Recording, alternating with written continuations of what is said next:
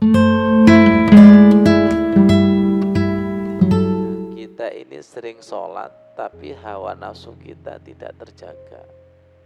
Makanya hawa nafsu itu dibagi menjadi 3 menurut Al-Quran.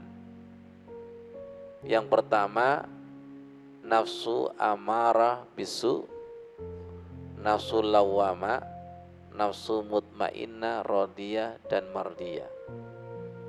Dalilnya surat Yusuf ayat 53. Wa ma ubarri'u nafsi innan nafsa la'amaratum bisu illa ma rahima rabbi inna rabbi ghafurur rahim. Kalau nafsu lawwama Al-Qiyamah ayat 2, wala uqsimu bin nafsil lawwamah. Kalau nafsul mutmainnah, ya ayyatuhan nafsul mutmainnah irji'i ila rabbiki radiyatan mardiyah fadkhuli fi ibadi wadkhuli jannati. Yang bisa sholat, rukunnya sholat itu tumakninah. Makanya yang bisa sholat adalah ya ayyatuhan nafsul mutmainnah. Yang tidak nafsul mutmainnah, nafsul lawwamah, gak mungkin bisa sholat. Yang nafsu amarah gak mungkin bisa sholat.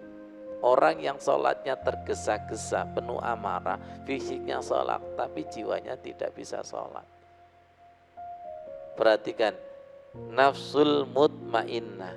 Sedangkan ketika kita sholat ghafur kan dirukunkan tumakninah supaya punya nafsul mutmainnah. Berarti nafsul mutmainnah itu illa rohima rabbi. Jadi nafsul mutmainnah itu nafsu yang dirahmati, nafsu yang radiyatam mardiyah. Ini menunjukkan bahwa nafsu itu tidak boleh dihilangkan, tapi minta kepada Allah untuk dirahmati. Sekarang mari kita evaluasi. Nafsu kita itu sering mutmainnah, amarah, atau lawamah. Allahu Akbar, Allahu Akbar, sholat mana? Nah, itu sudah. Itu nafsu amarah itu. Ini ki aku percuma sholat itu, berarti nafsu lawamah. Sholat tapi getun, zikir tapi getun. Saya sudah zikir kok masih gini-gini aja, percuma, lawamah. Jadi tidak sembarangan orang bisa sholat itu, ya, tidak sembarangan. Kita harus sampai kepada ya ayyatuhan nafsul mutmainnah, dan katakan kepada Allah, wa ma ubarri'u nafsi. Saya ini tidak akan terbebas dari nafsuku. Nafsuku pasti apa? Amarah dan lawamah. Pasti. Tanpa rahman rahimnya Allah, kita tidak akan bisa nafsul mutmainnah. Yang bisa sholat adalah nafsul mutmainnah. Yang bisa kembali kepada Allah, yang bisa connect kepada Allah adalah nafsul mutmainnah.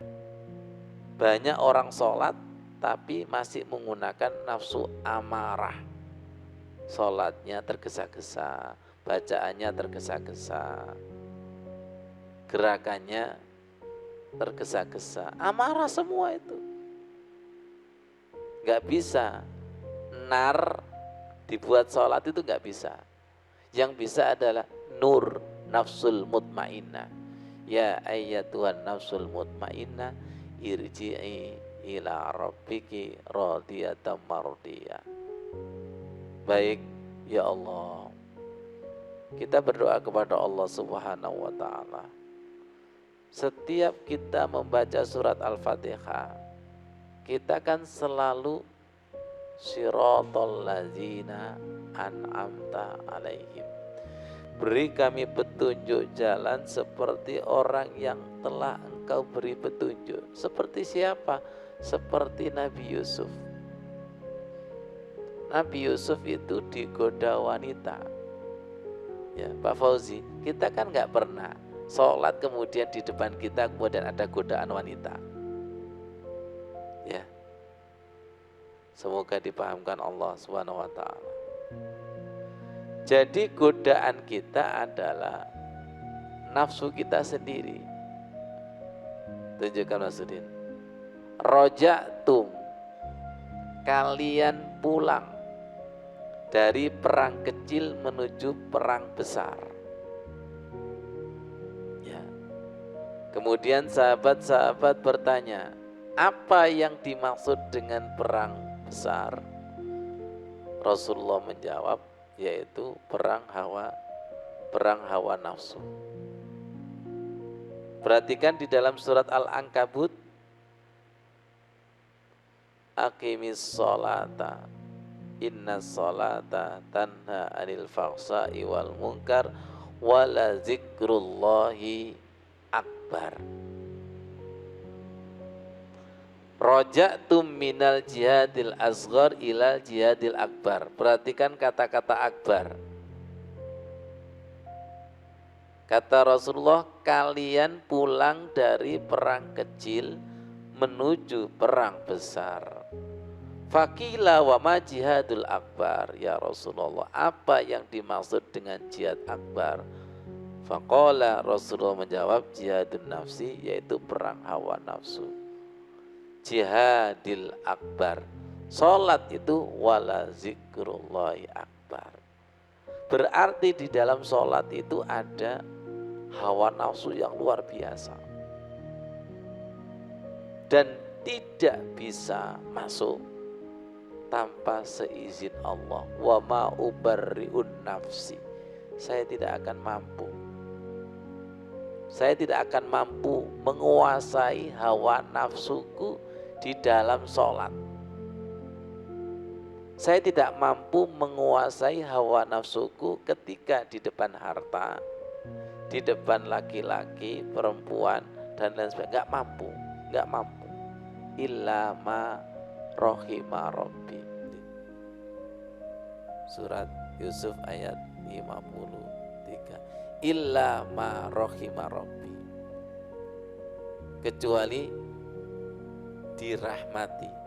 Kata-kata illa ma rohima rabbi dan inna rabbi ghafurur rahim ini kan nyambung kepada duduk di antara dua sujud. Rabbi firli warhamni. Pernah enggak ketika duduk di antara dua sujud Rabbi firli warhamni kita minta dirahmati hawa nafsu kita? Enggak terlintas. Rabbi firli warhamni. Harus kita perdalam, minta ampun dan minta dirahmati hawa nafsu kita.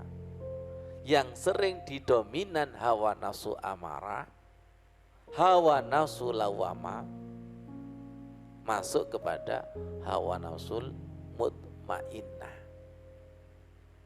Hanya nafsul mutmainnah mampu irji'i. Inna lillah wa inna ilaihi raji'un wa annahum mulaku rabbihim wa annahum ilaihi raji'un. Kalau tidak pertolongan Allah nggak bisa. Makanya ayatnya jelas, wasta'inu bis-sabri was-shalah. Minta tolonglah kepada Allah, disabarkan dan disolatkan. Semuanya melibatkan Allah Subhanahu wa ta'ala. Kembali lagi kepada Nabi Yusuf.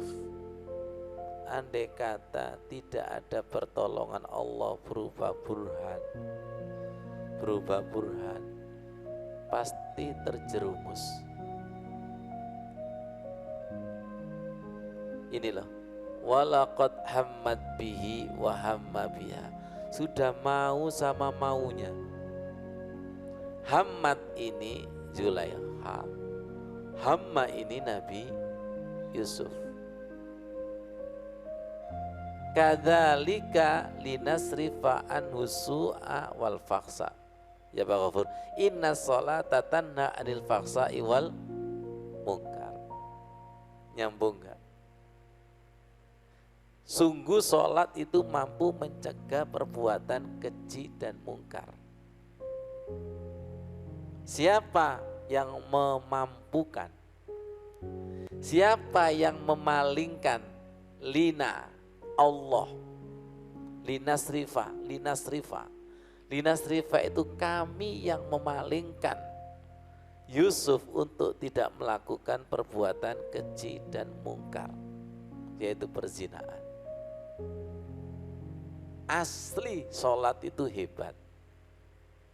Siapa yang sholatnya khusyuk, ada cahaya, ada powernya untuk menahan yang bersangkutan tidak bisa berbuat. Tidak bisa berbuat. Di sini dijelaskan tiba-tiba syahwatnya itu keluar. Yang tadinya itu membara. Kalau gitu sholat kita itu sering membara apa bersinar ya? Lihat ekspresi orang yang sholatnya cepat, membara enggak? Iya. Bacaannya terlalu cepat itu membara. Tapi beda orang yang bacanya itu dengan tenang, gerakannya itu dengan tenang. Perhatikan, makan itu dengan tenang, maka bisa menikmati rasa, bisa dinikmati. Kalau terlalu cepat tidak ada rasa sama sekali. Ya Allah, kita berdoa kepada Allah Subhanahu wa ta'ala, semoga cerita dari Nabi Yusuf ini bukan sekedar menjadi cerita, tapi bisa kita amalkan dan kita bisa meniru. Satu yang kita minta, ya Allah, rahmati hawa nafsuku, radiyatam mardiyah. Ketika dirahmati, maka nafsu itu akan menjadi tenang. Ketika tenang, mampu menuju Allah, mulaqu rabbihim wa annahum ilaihi raji'un. Ada tambahan surat Al-Baqarah ayat 216. Kutiba alaikumul qital wa huwa kurhul lakum. Diwajibkan perang dan perang itu kalian benci. Wa asa an takrahu syai'an wa huwa khairul lakum. Jangan-jangan sesuatu yang kamu benci ternyata baik bagi kalian. Wa asa an tuhibbu syai'an wa huwa syarrul lakum. Jangan-jangan sesuatu yang kamu cintai ternyata jelek bagi kalian. Wallahu ya'lam, Allah itu maha tahu.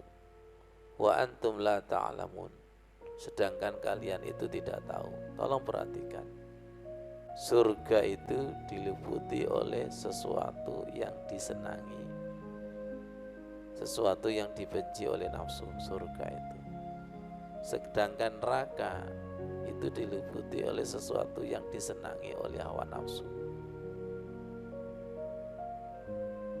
Sholat tahajud itu gak disenangi. Sholat khusyuk lama itu gak disenangi oleh hawa nafsu. Zakat gak disenangi. Ngaji gak disenangi. Yang disenangi hawa nafsu apa? HP, tidur, makan, kerja santai, uang gajinya banyak. Gak disenangi. Makanya kita harus perang. Perang di sini bukan perang di medan peperangan, tapi perang hawa nafsu. Memerangi hawa nafsu itu tidak disenangi. Tidak disenangi. Belajar sholat khusyuk yang benar-benar sholat gak disenangi. Ngaji yang betul-betul ngaji gak disenangi oleh nafsu. Gak bisa kita ke surga itu dengan senang-senang, itu gak bisa. Surga itu mahal, gak bisa. Ayat ini nyata bahwa jangan-jangan yang kamu benci ternyata baik. Jangan-jangan yang kamu cintai ternyata jelek. Siapa itu? Terkadang berupa suami, istri, atau teman yang awalnya kita puja-puja ternyata jadi musuh. Bisa kebalik, yang tadinya kita benci di atas benci ternyata menjadi teman atau suami istri kita. Allah Maha tahu, sedangkan kita itu maha tidak tahu. Paksa. Ketika kita sudah melewati perjuangan mengalahkan hawa nafsu, maka kita akan bisa melihat dan bisa menilai kebenaran secara hakiki.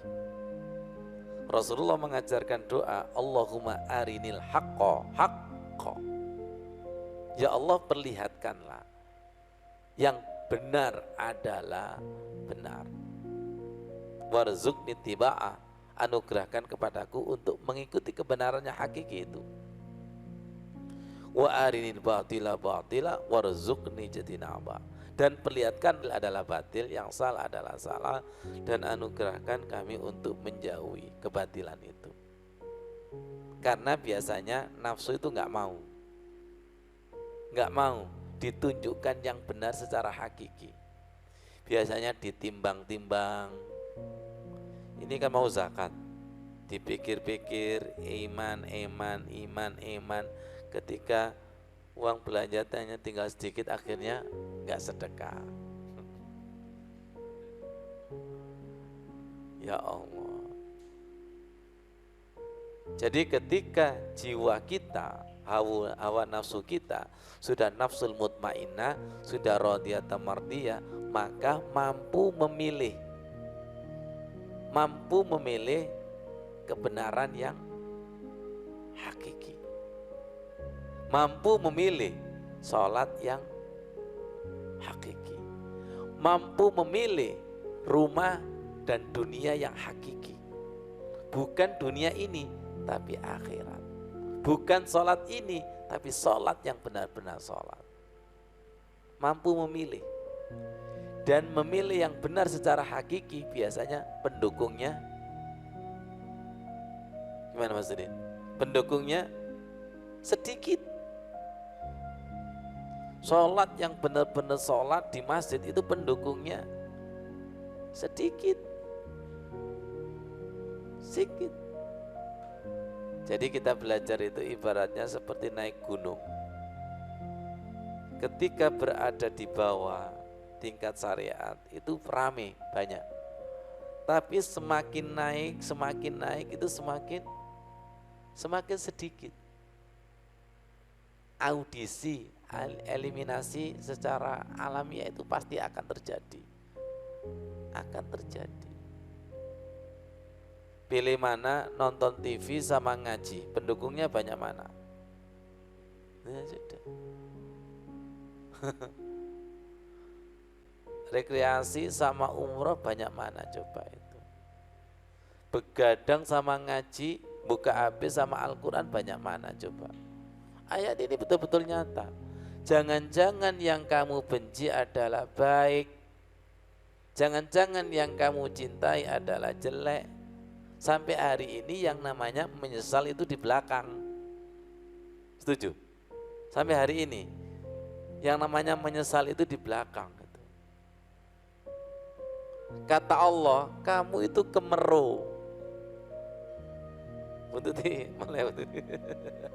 Kamu itu kemeru. Wallahu ya'lam wa antum la ta'lamun. Allah itu maha tahu sedangkan kamu itu tidak tahu. Kok mendikte yang maha tahu itu loh. Ya. Perang itu sesuatu yang kamu benci. Melawan hawa nafsu itu sesuatu yang kamu benci. Sholat tahajud dibenci, sholat khusyuk dibenci. Ya Allah. Dan lihat orang sukses itu pasti berawal dari perjuangan jatuh bangun. Cuma orang itu irinya sukses, orang itu irinya panen. Tidak iri menanam, tidak iri tirakat, tidak iri puasa, tidak iri sedekah, tapi kesuksesan yang diiri akhirnya dia jalan pintas, kalong, mencuri. Semoga Allah menerima kajian ini menjadi kajian yang sebagai jembatan kita belajar meniru jejak-jejak para Rasulullah, para Rasul dan para Nabi. Malam hari ini adalah jejaknya Nabi Yusuf. Di balik cerita Nabi Yusuf adalah ada cerita tentang terjajah oleh hawa nafsu dan merdeka dari hawa nafsu.